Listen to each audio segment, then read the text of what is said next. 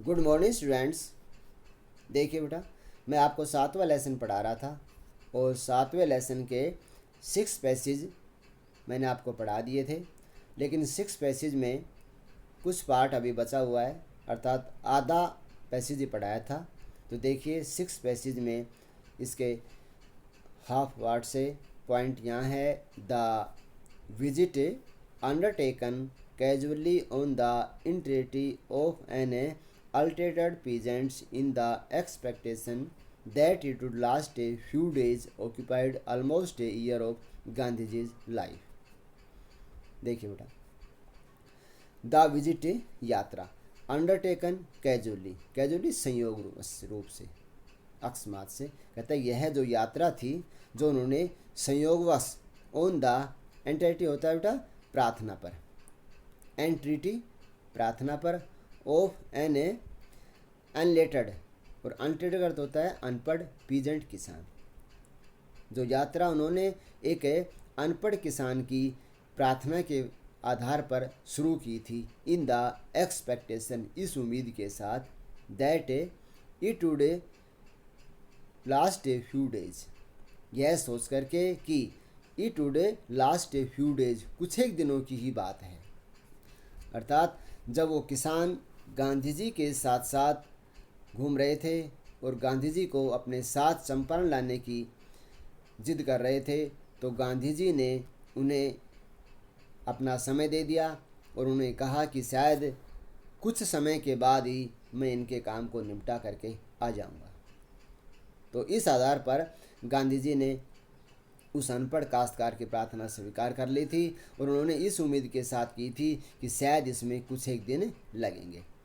Occupied almost a year of Gandhi's life, लेकिन उस किसान के मसले ने गांधी जी के जीवन का लगभग 1 वर्ष ले लिया।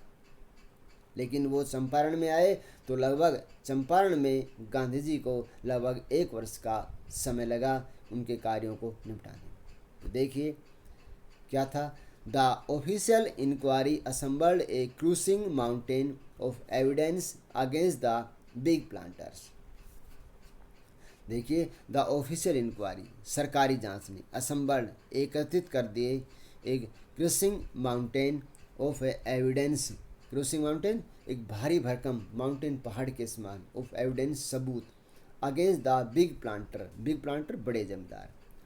सरकारी जांच ने बड़े जमींदारों के विरुद्ध एक भारी भरकम पहाड़ सा सबूत ला करके इकट्ठा कर दिया।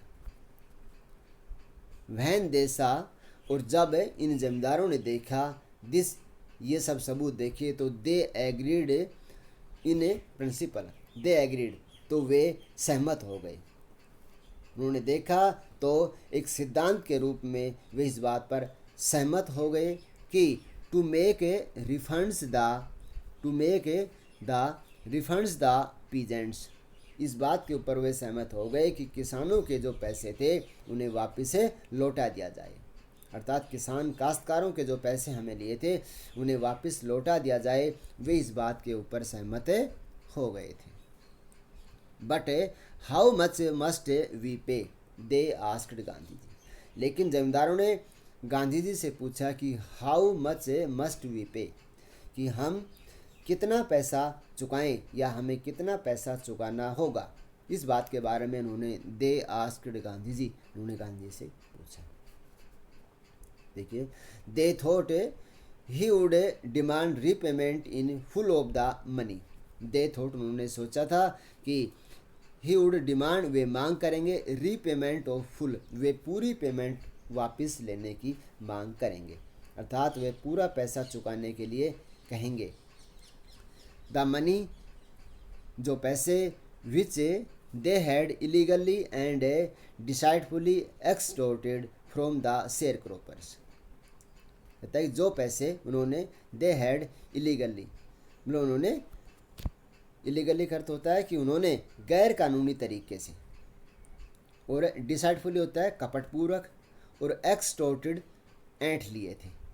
उन्होंने सोचा कि जो पैसे हमने शेयर क्रॉपर्स, बटाईदारों से हमने एक गैर कानूनी तरीके से और कपटता के साथ हमें जो पैसे किसानों के ऐंठ लिए थे उन सारों पैसों को वे वापस करने की मांग करेंगे, ऐसा जमींदारों ने सोचा था। ही आस्क्ड ओनली 50%, लेकिन गांधी जी ने केवल 50% राशि ही उनसे डिमांड की, अर्थात 50% राशि ही उनसे मांगी। There he seemed adamant, adamant करता होता है हठी, वे यहाँ पर थोड़े हठी से दिखाई दिए, वे थोड़े यहाँ पर हठी से प्रतीत हुए। राइट से रिवरेंड J.Z. Hose, a British missionary in Champaran, also observed the entire episode at close range। कहते हैं राइट्स लिखते हैं, इस बात के बारे में लिखा है J.Z. Hose। J.Z. Hose नामक एक अंग्रेज मिशनरी था जिन्होंने जो चंपारण में थे और who observe the entire episode, और जिन्होंने इस सारे प्रकरण को बड़े गौर से देखा था, एट क्लोज रेंज, बड़ी नज़दीकी से।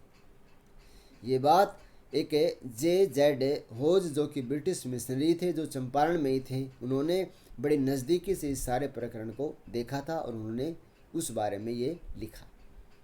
Thinking probably that the he would not give वे, और कहता है कि संभवतः यह सोचते हुए कि, संभवतः यह थिंकिंग प्रोबली संभवतः ये सोचते हुए कि that he would not give way, कि गांधी जी इस बात को नहीं मानेंगे।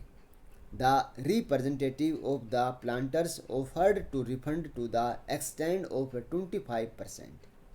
रिप्रेजेंट प्रतिनिधि ऑफ द प्लांटर्स, जमींदारों की, यह सोच करके वे नहीं मानेंगे।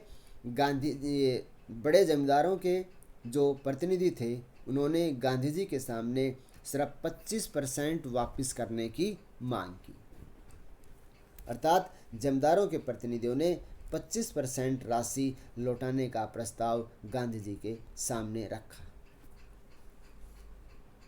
टू हिज अमेजमेंट, उन्हें इस बात को सोचकर देख करके हैरानी हुई। Mister Gandhi took him at his word, कि गांधी जी ने उनकी बात को स्वीकार कर लिया। 10 और इस प्रकार ब्रेकिंग द डेडलॉक, और इस प्रकार उन्होंने गतिरोध को तोड़ दिया, अर्थात जो प्रतिनिधियों ने उन्हें राशि देने की बात कही उसी राशि के ऊपर गांधी जी मान जाते हैं, और इस प्रकार उनके बीच में जो गतिरोध बढ़ रहा था उस गतिरोध को उन्होंने तोड़ दिया। आगे देखिए बेटा passage number 7। This settlement was adopted, यह जो सेटलमेंट अर्थात जो इनका आपसी जो समझौता था उसे अडॉप्टेड स्वीकार कर लिया गया। अनमाउजली होता है सर्वसम्मति से, यूनियनमिसली सर्वसम्मति से, बाय द कमीशन, आयोग के द्वारा। कहता है आयोग के द्वारा इसे बड़ी सर्वसम्मति से उनके इस समझौते को स्वीकार कर लिया।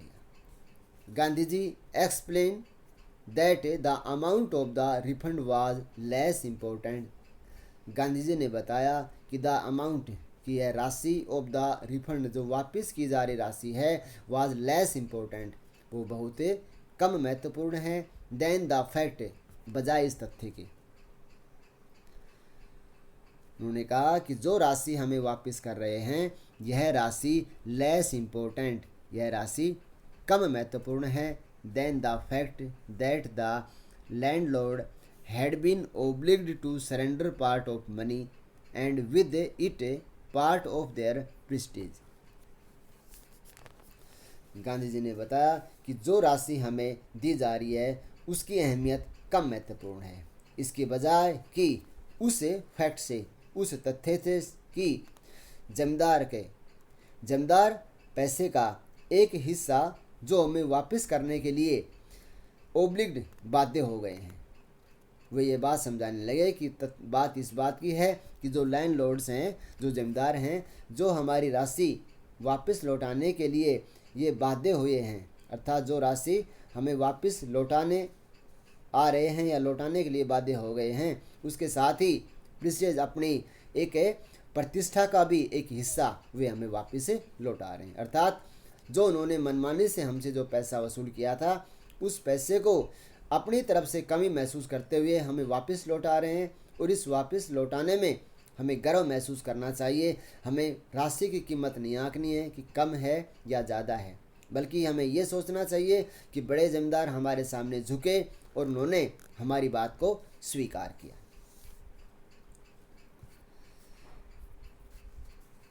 देयरफॉर, इसलिए, as far as the peasant was concerned, therefore, इसलिए, as far as the peasants were concerned, इसलिए जहाँ तक किसानों का संबंध था, the planters had behaved as lords above the law, planters जो जमींदार थे, जमींदारों ने उनके साथ ऐसा बिहेव किया, ऐसा बर्ताव किया, as lords above the law, जैसे कि ये सभी जमींदार कानून से भी कहीं ज़्यादा ऊपर हों। ऐसा लगा जैसे कि ये सभी कानून से भी कहीं ऊपर हो, ऐसा इनके साथ दिखाई देने लगा, अर्थात ऐसा व्यवहार इनके साथ किया गया।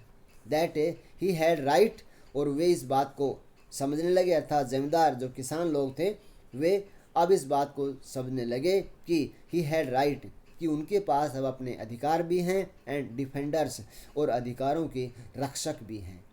ही लर्न करेज, और उन्होंने अपने अंदर एक साहस रखना भी सीख लिया। थोड़ा आज का होमवर्क आपका यहीं तक है, बाकी का अगले वीडियो में।